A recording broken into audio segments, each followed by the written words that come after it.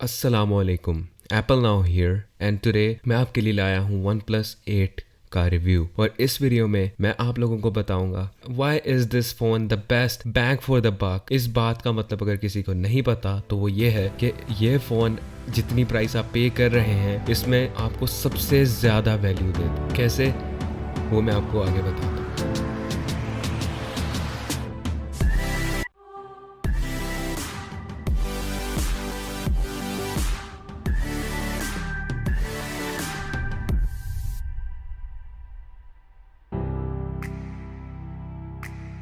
हम स्टार्ट करते हैं इसकी बिल्ड क्वालिटी से। इस फ़ोन के फ्रंट और बैक पर कॉर्निंग गोरिल्ला ग्लास लगा हुआ है और ये फ़ोन इस प्राइस में बहुत अच्छी बिल्ड क्वालिटी के साथ आता है। OnePlus 8 आपको पाकिस्तान की मार्केट में 1 लाख के करीब मिलेगा नॉन PTA और 120 तक आपको विद PTA मिल जाएगा। मैंने ये वाला स्पेसिफिक फ़ोन यूज़ में 75,000 का लिया है और ये फ़ोन बहुत ही ज़्यादा अच्छा है। 75,000 में हमारे पास और क्या ऑप्शंस थी, उसमें Galaxy S10 आता है, बॉक्स पैक की तरफ OnePlus Nord भी आता है, उसमें Realme का XT Pro फ़ोन भी आता है और उसमें Samsung का A70 भी आता है। A70 और ये सारे बॉक्स पैक फ़ोन्स हैं जो कि एक बहुत प्लस पॉइंट है। मुझे ये फ़ोन जो कि सिर्फ एक आधा महीना चला था 25% ऑफ पे मिल गया है। ये फ़ोन ब्रांड न्यू है, इसके ऊपर सिर्फ एक डॉट है जिसको मैं कंसिडर नहीं करता। हम चलते हैं इस फ़ोन की ओवरऑल बिल्ड क्वालिटी की तरफ। ये फ़ोन की जो साइड्स हैं ये एलुमिनियम की बनी हुई हैं और इनके फ्रंट और बैक पर ग्लास इस्तेमाल किया गया है। Let's go towards the design. मेरा ख्याल है ये फ़ोन सबसे खूबसूरतली डिज़ाइन किया गया है। इसकी वजह यह है इस फ़ोन की जो हैंड फील है वो बहुत ही ज़्यादा अच्छी है और बहुत ही ज़्यादा प्रीमियम होती है। मैंने iPhone XS, iPhone X और ये सारे फ़ोन्स तकरीबन यूज़ किए हुए हैं। अगर इस फ़ोन के ऊपर मुझे कोई और फ़ोन पकड़ने में अच्छा लगा है तो वो iPhone 12 Pro है। उसके अलावा ये फ़ोन ग्रिप करने में बहुत ही ज़्यादा अच्छा है और OnePlus 8 का स्पेसिफिकली साइज़ बहुत ही ज़्यादा अच्छा है। अब OnePlus 8 Pro मैंने कुछ दिनों के लिए रखा ज़रूर था पर उसमें ग्रीन टिंट इशू आता है। अब अगर बात करें इस फ़ोन के डिस्प्ले की तो 75,000 और 1 लाख की रेंज दोनों में ही ये जो OnePlus डिस्प्ले दे रहा है ये बहुत ही ज़्यादा अच्छा है। सबसे पहले तो ये कर्व्ड है। कर्व्ड डिस्प्ले होना मेरे लिए एक नेगेटिव बात है। उसके लिए 2-3 वजह हैं। नंबर 1, जब आप फ़ोन को ग्रिप करते हैं तो फ़ोन के ऊपर टच खुद ब खुद चलता है क्योंकि आपका हाथ एजेस को टच करता है, तो ये बहुत ही ज़्यादा इरिटेटिंग सी चीज़ है। और दूसरी बात, ये जो प्रोटेक्टर्स होते हैं कर्व डिस्प्लेस के ये प्रॉपरली फिट नहीं होते, इसीलिए कर्व डिस्प्लेस को लोग प्रेफर नहीं करते। पर फिर भी मेरा एक्सपीरियंस कर्व डिस्प्ले के साथ काफ़ी ज़्यादा अच्छा रहा और मुझे काफ़ी खूबसूरत भी लगा है और मैंने इसके ऊपर ग्लास प्रोटेक्टर भी लगाया है। और ये ग्लास प्रोटेक्टर क्योंकि मैं लाहौर में रहता हूँ, हाल रोड में हसन सेंटर के अंदर दी ओरिजिनल्स के नाम से एक शॉप है, वहाँ से बहुत अच्छा ये प्रोटेक्टर मुझे काफ़ी रीज़नेबल प्राइस में मिला है। हालांकि इससे कम क्वालिटी वाले प्रोटेक्टर्स यहाँ बहुत महंगे भी मिलते हैं। The colours on this display is very very good. ये OLED पैनल है तो ये फ़ोन ब्राइटनेस में भी बहुत अच्छा है। इसका डिस्प्ले बहुत ज़्यादा ब्राइट होता है और ये ईजीली विजिबल है आउटडोर्स में। और ये 90 हर्ट्ज का होने की वजह से ये फ़ोन एक्सट्रीमली स्मूथ भी है। जहाँ पे बाकी फ़ोन्स तकरीबन आपको 60 हर्ट्ज के मिलते हैं, ये फ़ोन आपको 90 हर्ट्ज का मिलता है। और पर्सनली क्योंकि मैंने OnePlus 8 Pro भी यूज़ किया हुआ है, मेरे जैसा बंदा जो कि बहुत ज़्यादा पिक्सल पीपर होता है, जो बहुत ज़्यादा गौर से पिक्सल्स को देखता है, उसके लिए 1080 और 1440 में इतना ज़्यादा डिफरेंस नहीं है। तो जो एवरेज कंज्यूमर है, जो आप लोग हैं, जो वो लोग हैं जिन्होंने बहुत कम इस तरह के फ़ोन्स यूज़ किए होते हैं या जिनको इतना नहीं पता, उनके लिए ये बिल्कुल भी मसला नहीं है। एंड ये फ़ोन 1080 90 हर्ट्ज का मतलब है कि ये फ़ोन की बैटरी लाइफ बहुत ज़्यादा अच्छी है। इवन दो इसकी बैटरी वो OnePlus 8 Pro से थोड़ी सी छोटी है, बट उसका डिस्प्ले 120 हर्ट्ज एंड 1440, तो वो बहुत ज़्यादा बैटरी खाता है बजाय इसका जो कि 1080 है और 90 हर्ट्ज पे होता है। अब बहुत से लोगों को 90 हर्ट्ज और 120 हर्ट्ज का इतना फ़र्क भी महसूस नहीं होगा, उनके लिए भी ये फ़र्क मेरे ख्याल से नहीं होगा।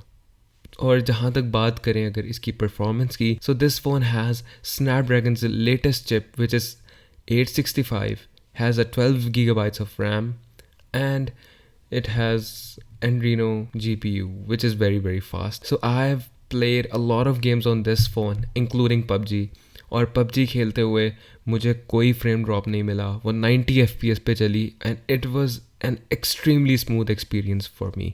अब बहुत से जो गेमर्स हैं उनको पता होगा 60 FPS और 90 FPS में क्या फ़र्क है, और ये मेरे ख्याल से एक कंपैरेटिव एडवांटेज होता है ऑनलाइन गेमिंग में जो कि आपको ये फ़ोन देता है। अगर डेली यूजेज की बात की जाए तो ये फ़ोन मुझे आज तक इसने लैग नहीं किया। Yes there are some animation issues in the oxygen OS, but मेरा ख्याल है कि ये वाले इश्यूज़ हर एंड्रॉयड फ़ोन में मिलेंगे, और शायद मैं iOS की तरफ से आया हूँ जो कि सिल्की स्मूथ ऑपरेटिंग सिस्टम है, तो मुझे ये चीज़ फ़ील हुई। उसके बावजूद ये फ़ोन चलने में बहुत ही ज़्यादा स्मूथ है, और अगर हम बाकी एंड्रॉयड फ़ोन्स को देखें स्पेशली जो सैमसंग के हैं तो ये फ़ोन आपको बहुत ही ज़्यादा सिल्की और स्मूथ लगेगा। और इसका एक्सपीरियंस बहुत ही लाइट वेट है क्योंकि इसके अंदर बहुत कम प्री इंस्टॉल्ड एप्लीकेशंस होती हैं जो कि सैमसंग में उन्होंने बहुत ही ज़्यादा दी होती हैं, जिसकी वजह से हर ऐप हल्की हल्की रैम लेती है। तो even if they are like 12 GB RAM के फ़ोन्स या 8 GB रैम के फ़ोन्स, वो फिर भी आपको इन दी एंड 5 to 6 GB ही मिलती है। तो ये चीज़ ये फ़ोन आपको नहीं करता। इसके अंदर बहुत ही कम एप्लीकेशन इंस्टॉल हैं। इनफैक्ट इसके अंदर जो म्यूज़िक प्लेयर है वो मैंने खुद प्ले स्टोर से डाउनलोड किया है, और ये मेरा ख्याल है वन प्लस की सबसे खूबसूरत बात है। उसके बाद अगर हम करें इसके कैमरा की बात, तो इसके अंदर ट्रस्टेड पुराना सोनी का IMX586 सेंसर लगा हुआ है जो कि बहुत अच्छा सेंसर है। लेकिन अगर आजकल के फ़ोन्स की बात की जाए तो OnePlus 8 Pro और Pixel 5 वगैरह के कैमरा से काफ़ी पीछे है। फिर भी मैंने बहुत सी डिफरेंट सिनेरियोज में इसको ट्राई किया तो इसकी पिक्चर्स वर वेरी ऑसम, और अगर आप इंस्टाग्रामर हैं तो इसकी पिक्चर्स को हम थोड़ा सा एडिट तो वैसे ही करते हैं, इसीलिए इसका कैमरा कोई एक बहुत बड़ा ड्रॉबैक नहीं है। स्पेशली जब हम देखें कि ये फ़ोन आपको जिस प्राइस में इतनी अच्छी परफॉर्मेंस, इतना अच्छा डिस्प्ले एंड बैटरी लाइफ दे रहा है, तो ये मेरे ख्याल से कोई ख़ास ड्रॉबैक नहीं है। उसके बाद अगर हम इस फ़ोन की बात करें तो इस फ़ोन के स्पीकर्स बहुत ही ज़्यादा अच्छे हैं। मैंने इन फ़ोन के स्पीकर्स को आईफोन के साथ कंपेयर किया है एंड ये स्पीकर्स मुझे थोड़े ज़्यादा क्लियर लगे हैं, और आईफोन के स्पीकर्स थोड़े ज़्यादा बेसी होते हैं। तो ये मेरा ख्याल है पर्सनल प्रेफरेंस होती है, जिन लोगों को वो साउंड पसंद है वो आईफोन की तरफ जाएंगे, और जिन्हें इसकी साउंड पसंद है जो थोड़ी क्लैरिटी की तरफ जाती है तो वो वन प्लस को ज़रूर प्रेफर करेंगे। अगर हम बात करें कुछ एक्स्ट्रा स्टफ़ की, तो मैं हर कंपनी से रिक्वेस्ट करता हूँ कि वो ये म्यूट स्विच जो कि वन प्लस और आईफोन देता है, और वन प्लस वाला मुझे आईफोन से भी ज़्यादा अच्छा लगा है। उसकी वजह यह है कि आईफोन में you get a 2-step mute and unmute वाला, और इसमें आपको 3 मिलते हैं, जिसमें एक साइलेंट है, जिसमें एक वाइब्रेशन है, और जिसमें एक साउंड ऑन वाला होता है। तो वन प्लस ने इस चीज़ को बहुत ही ज़्यादा ये मेरे ख्याल से वन प्लस का यूनिक सेलिंग पॉइंट है, और ये वो वाहिद चीज़ है जब मैंने वन प्लस से शिफ्ट किया था आईफोन पे तो मैंने सबसे ज़्यादा मिस की थी, क्योंकि आईफोन्स को मैं जनरली साइलेंट पे रखता हूँ लेकिन इस वाले को मैं डेली बेसिस पे यूज़ करता हूँ। एक्स्ट्रा फीचर्स में सबसे बड़ा फीचर जो इस फ़ोन का है वो है इसकी fast charging, and this phone comes with the warp charger in the box जो कि अब आईफोन्स में नहीं आता, और ये फ़ोन 0 to 60 सिर्फ 20 मिनट में चार्ज कर देता है, जो कि मेरे लिए बहुत ज़्यादा इनफ है। फॉर एग्जांपल मैंने अगर नहाने भी जाना हो तो मैं अपना फ़ोन प्लग करके चला जाता हूँ, और जब मैं वापस आता हूँ तो इट्स समवेयर नियर 80%, और मेरा आराम से दिन गुजर जाता है। और एक आखिरी बात जो कि हम पाकिस्तान में बहुत कम लोगों ने अभी तक एक्सपीरियंस किया है वो है इन डिस्प्ले फिंगरप्रिंट, और इस फ़ोन का इन डिस्प्ले फिंगरप्रिंट मेरा ख्याल है अब तक का मैंने बेस्ट यूज़ किया है, क्योंकि ये हर जगह इजीली चलता है और ये अभी तक का फास्टेस्ट इन डिस्प्ले फिंगरप्रिंट है, तो ये आपको बिल्कुल इश्यूज नहीं देगा। So yes, this was my review, और मैं इन दी एंड वही बात करना चाहूँगा कि अगर आपके पास 75,000 से 1 लाख तक का बजट है तो वन प्लस वो वाहिद कंपनी है जो आपको इतने बजट में सबसे ज़्यादा फीचर्स दे रहा है। इस फ़ोन में अगर कुछ लैकिंग है तो वो है wireless charging, IP68 rating, only rating. इसके अंदर वन प्लस ने सील्स लगाई हैं just like one plus 8 Pro, तो वो इसको वाटर स्प्लैश प्रूफ कंसिडर ज़रूर करते हैं, लेकिन मैं पानी में डालने से फिर भी डरता हूँ।